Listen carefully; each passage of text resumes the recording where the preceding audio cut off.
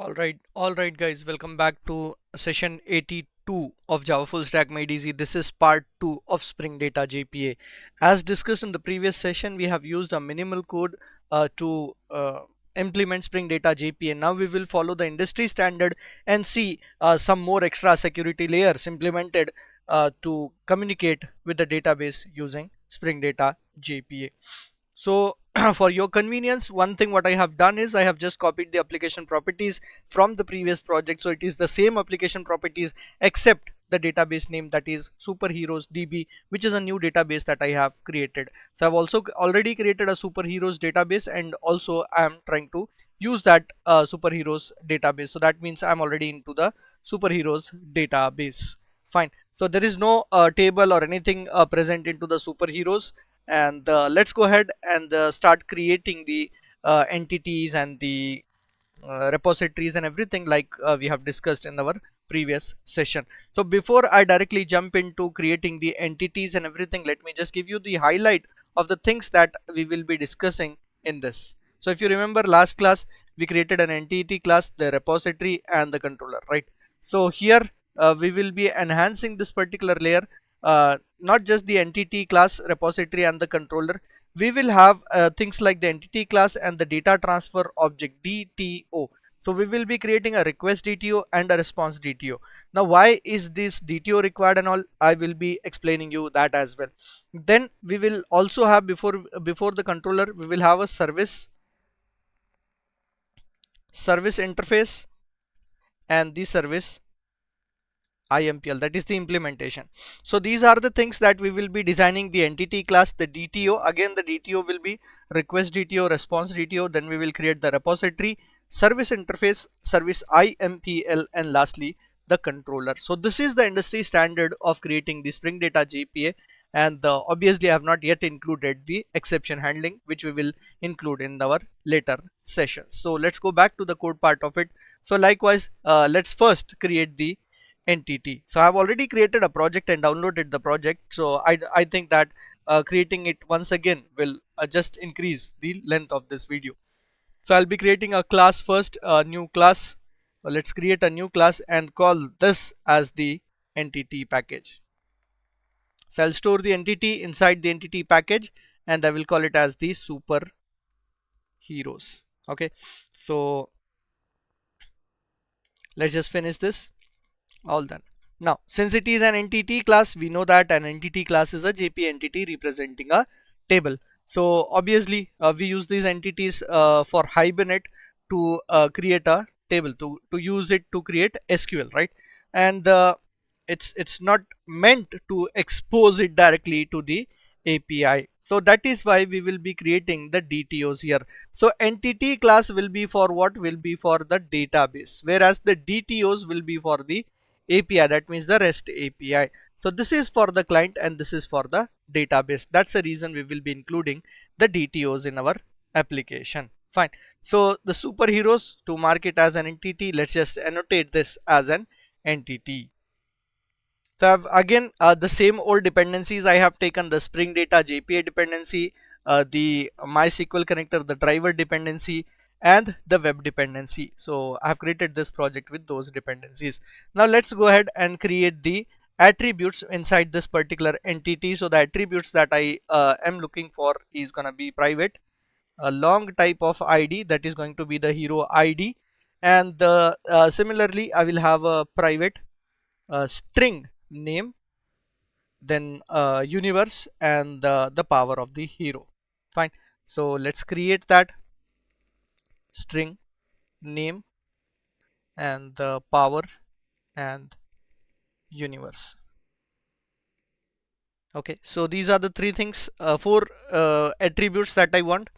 And now imagine, I will tell you, imagine one situation where I don't want the user to give me the ID. The ID has to be automatically generated like we have discussed in our previous session.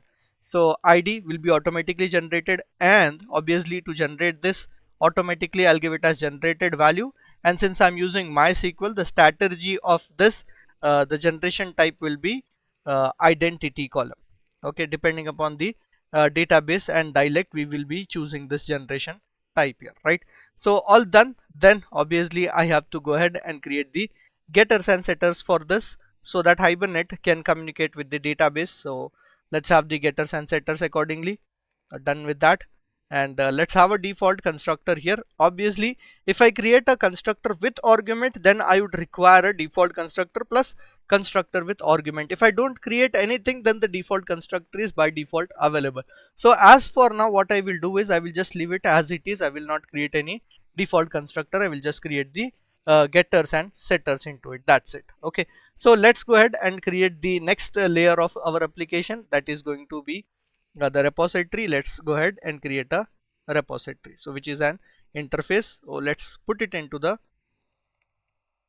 repository package, and let's call this as the superheroes repository. All right, so now that I am creating this interface, and this interface obviously does what? It just extends the JPA repository.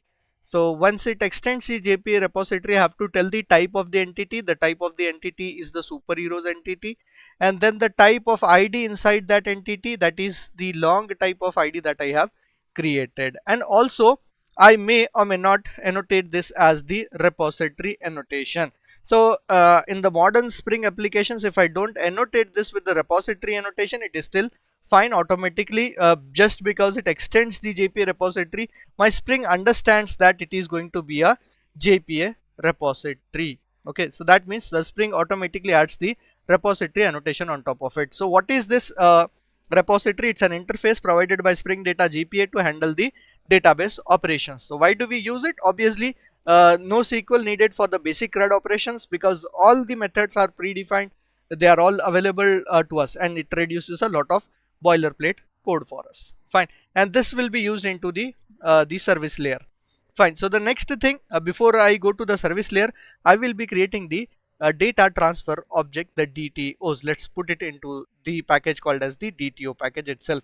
Now let's what will be the use of these DTOs? Like I mentioned here, uh, DTOs will be for the API, entity class will be for the database. So DTOs actually prevents exposing the entity directly. So by doing that, we are actually controlling what the client can see. So that means when a customer is giving us the request, at that time we don't want an ID from the customer. So while taking the request, I will take only three things, that is the name, power, and the uh, universe, right? And while returning the response back to the customer, I will return all four. And there is a possibility that my entity, suppose for example in my entity class, I may have the whether the superhero is active or not, and I may have the attribute like last login or any other details, okay, the timestamps and everything, and this I don't want to expose at the API level. I just want to keep the track of all those things only at the database level. So in such cases DTO plays a very important role. So here itself we are bringing in the security. That means the DTO is something that the client sees, entity class is one that the database sees, so that we don't mess up with the databases when we are if we expose this entity to the customer, then there is a chance that we might mess up with the database structure altogether. Okay, so let's go ahead and create the DTO now.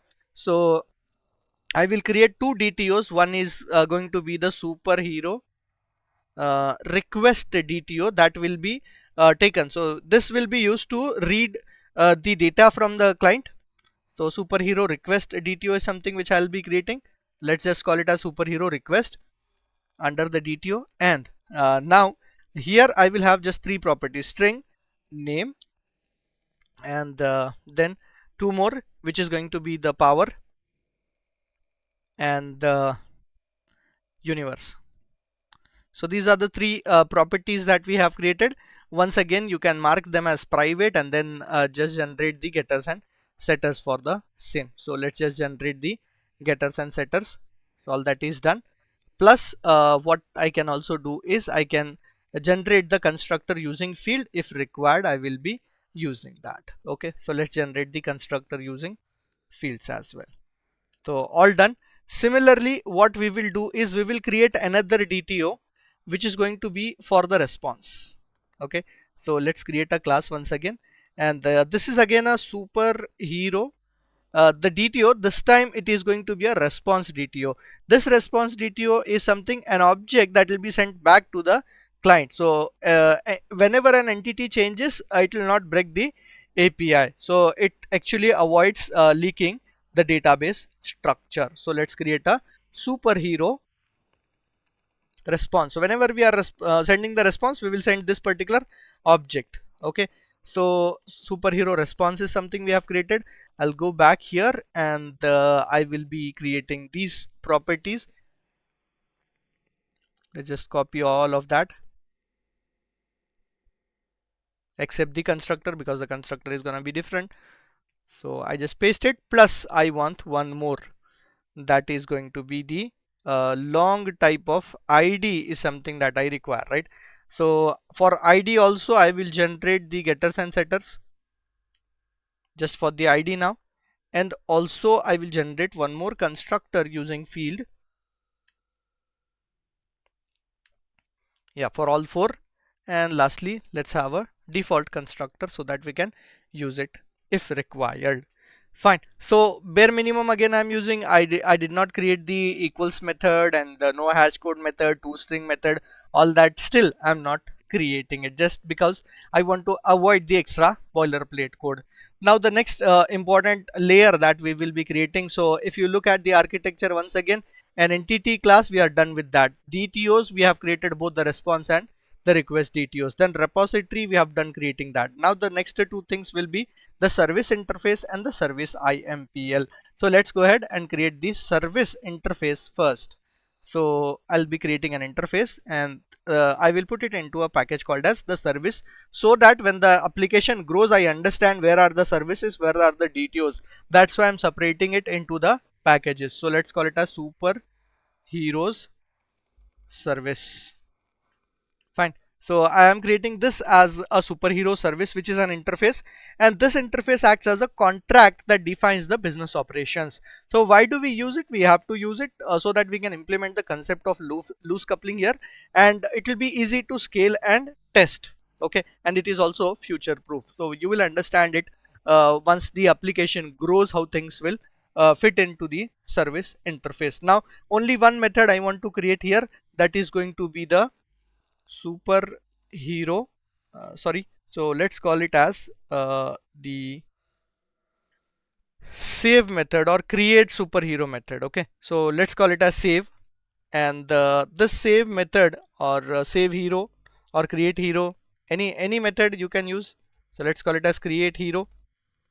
So this create hero method will return a response. So I will return the response type as superhero response, and it will take a request instance that it will store it into the database. So I'll take the object, the argument as superhero request, and let's just create the instance that is hero request, and this will be stored into the repository, right?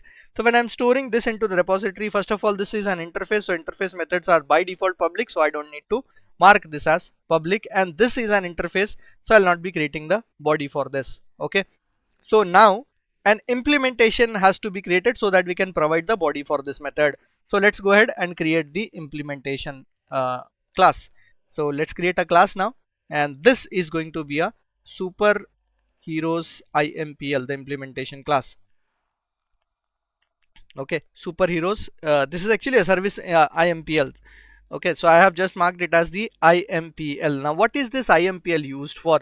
It is the business logic implementation. So all the business logic that is related to the database will go into this particular class. Why do we have it? It keeps the controller clean. So in the controller, we will be focusing only on the endpoints that we are designing, not on the logic. So all the logic, business logic will be written here itself. So it's kind of a central place for rules and mapping. So everything will be written into the IMPL. So the very first thing that I will put here is gonna be the service annotation, so that my Spring understands that this is a service and it should be managed by Spring. Why I did not add a repository annotation is because the repository already extends the JPA repository, whereas this particular class does not uh, implement or extend anything that is predefined. So that's why I have to do that. So then implements the superhero service.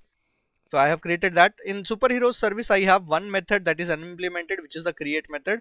So that is something which I have to implement here for sure, right? So when I'm implementing that particular method here, first thing is that I need a repository instance, right? So I have to save whatever the customer is going to give me. This request has to be stored into the database. So that's why I would require a repository instance here. The object of repository should be present here. So I'm going to create it as the superheroes repository. So we have this superhero repository. Let's create an instance of that as a repository. Now this obviously this instance, yeah, for this instance to be singleton, we mark it as final, so that this should not be changed later. Okay, that is something that we generally do. Okay, then what I will do now is that, so the blank final must be initialized. Yes. So what I will do for this is that I will be creating a constructor with an argument. So it should actually be auto wired. So I will create a constructor using field. So I have a constructor using field. The moment I create a constructor, you notice that that blank final variable is already initialized. This actually means that I don't need to annotate this as auto wired here. So in the previous versions of Spring, we used to do this. So we don't need to do it now. That is because Spring automatically understands if there is only one constructor, then it understands that it has to perform a constructor injection, which is again a best practice.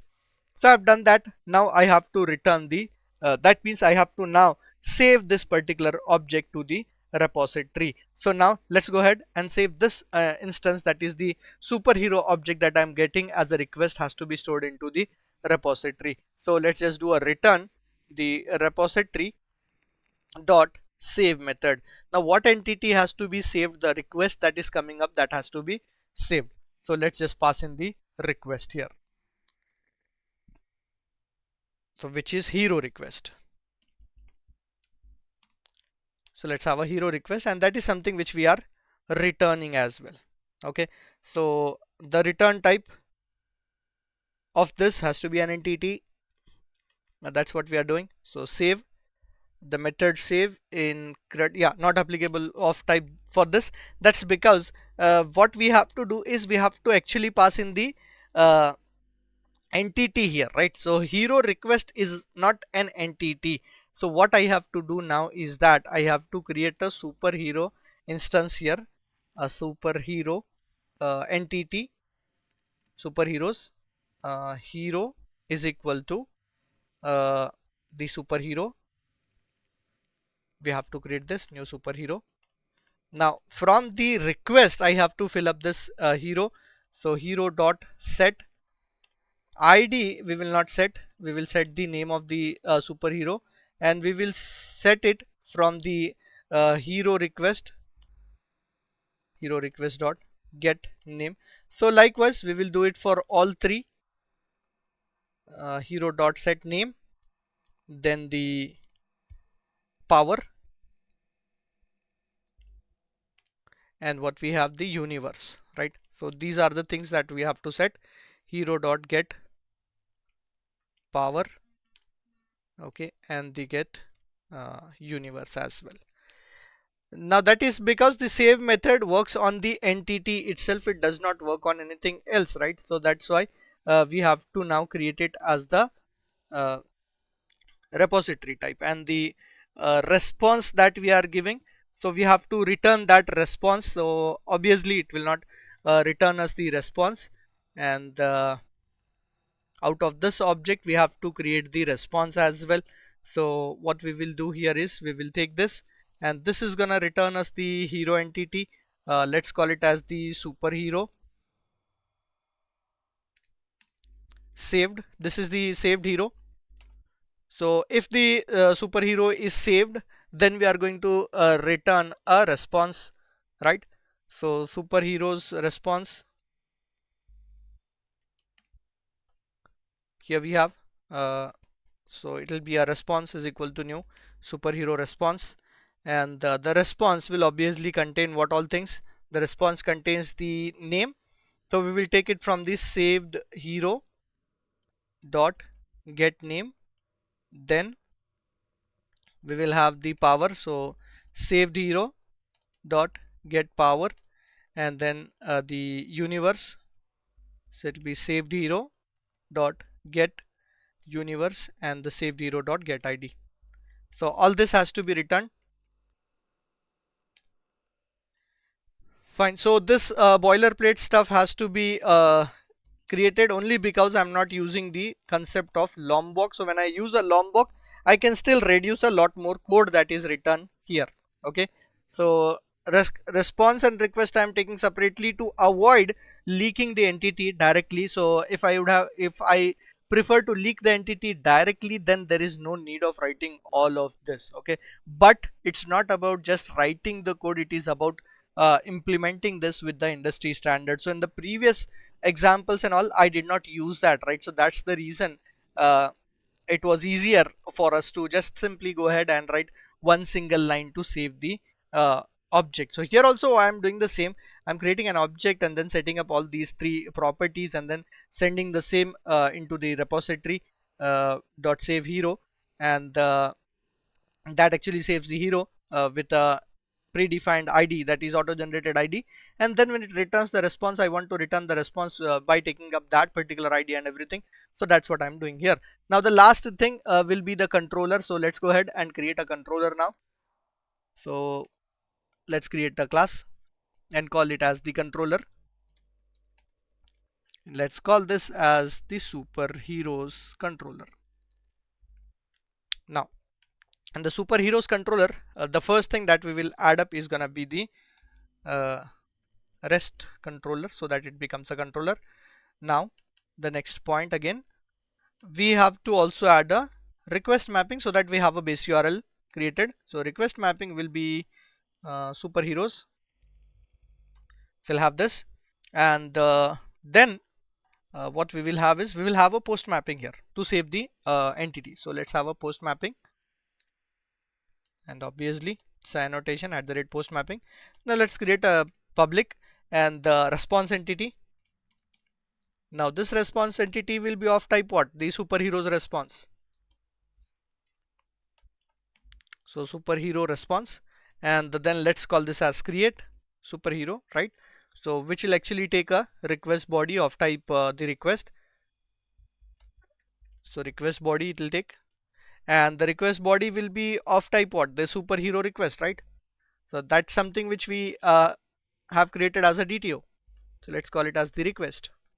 So whatever request we are getting, we will save this particular request to the, in fact we will send this to the service, right? So we would require a service object here. Now notice that service, I have created two services. One is the service interface, next one is the service IMPL, right? So I will auto wire a service here, the service which is gonna be the interface. So it is superhero service. So superhero service, let's call it as the service. And also as per the industry standard, what I have to do is I have to make it final so that nobody changes it later, and it has only one instance of it, the singleton stuff. So I'll mark it as private, and now I have to create a constructor using a field for this so that it automatically auto wires it based on the constructor injection. So generate constructor using field. Done with this, right? So once that is done, now what I can do is I can simply make use of the service. So service dot create is something which I require here. So I will return it as a response entity. So let's just return a response entity, right? So response entity of type superhero and all. This is actually an old way of doing it. What we can also do is a better readable way is the response entity dot status, whatever status you want to return, you can return that. In this case it is going to be http status dot created, right? So it will be created, and then what we can say is we can say the body that we are returning here, the body will be the service dot create. So create request, all done, right? So by writing this line, we will be able to send this request, whatever we are getting from the customer, it will go here, then it will go to the IMPL, and the IMPL is gonna store it into the repository like this, safe, and we get the response. And the advantage of creating this service and service IMPL will be, suppose I have some business logic in the service IMPL, like for example, let's say I have something like public int generate ID or something. So if I have this particular method where I write some business logic, public int void or anything, if I write some business logic here, then this will only be restricted to this particular IMPL class itself. It will not be exposed to the controller, because you can see it here. If I write a service now, service dot, you notice I have a create method available. I don't have a generate ID method available. That is because it is the instance of the service interface that I have created here. You can see it here, the instance of service interface, that is superheroes service. It is not the instance of superheroes service IMPL. So that's a security layer that we have implemented. So tomorrow what we can actually do is we can expose whatever we want. We can expose it into the service interface, and the business logic will be returned into the IMPL, so that everybody sees what is there only in the service, not in the IMPL. That's why we have implemented an extra layer there. So let us test this particular application now. What I'm going to do is I will just run this particular thing as a Java application. So let's run this as a Java application and see the things. So I have not changed the port and everything. So the port remains 8080 itself. So let's run it as a Java application and see what happens. So now here things look fine. So all good. Let's open the Postman and see whether we should be able to enter send the request or not.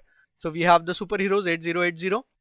Let's go there, and the body. So let's have the name, uh, the power, and the universe. That is going to be my request object, right? So if you look at the superhero request object, so the request object takes only three things, right?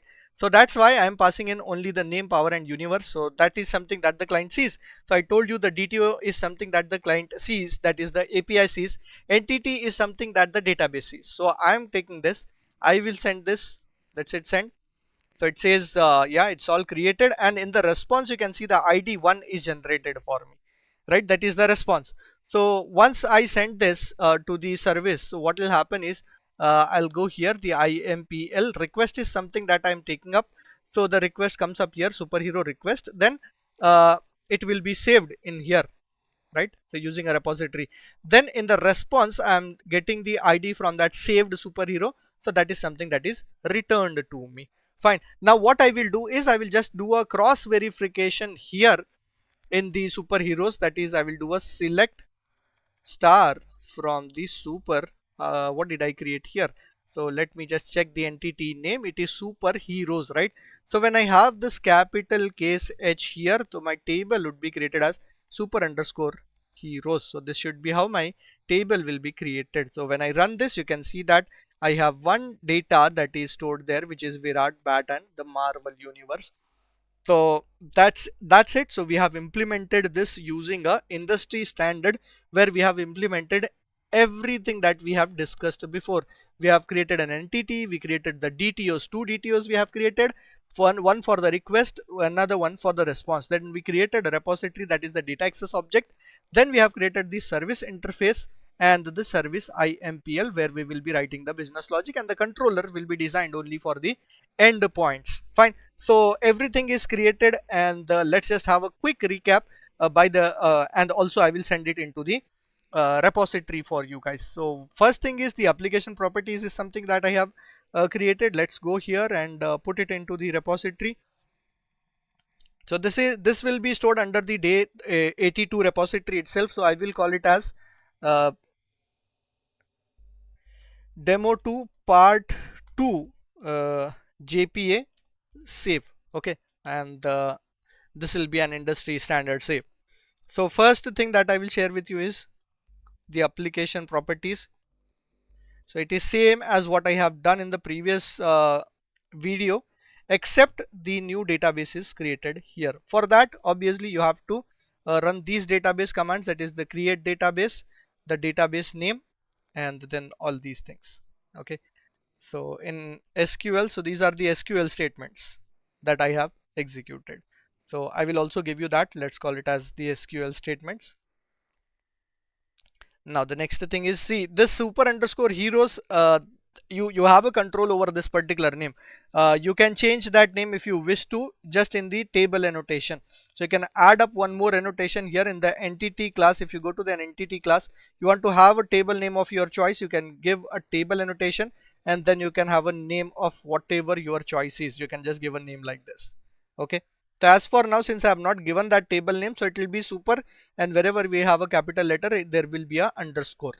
Okay, so I'll copy this. Now the next is entity. So this is our entity, the superheroes entity. Then we created the repository. So the superheroes repository is here, and then we created the DTO, and we created the request DTO and the response DTO. So it is the request DTO that we have created first, then the DTO response, that is the data transfer object DTO. Why did we implement the DTOs? Just to hide the table implementation, right? We don't want to expose the table directly to the API.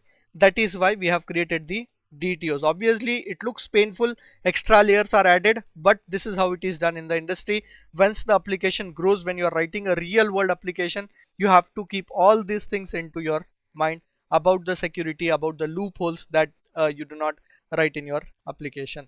So a service IMPL, where we are writing the actual business logics. So this will be our service IMPL, and lastly the controller.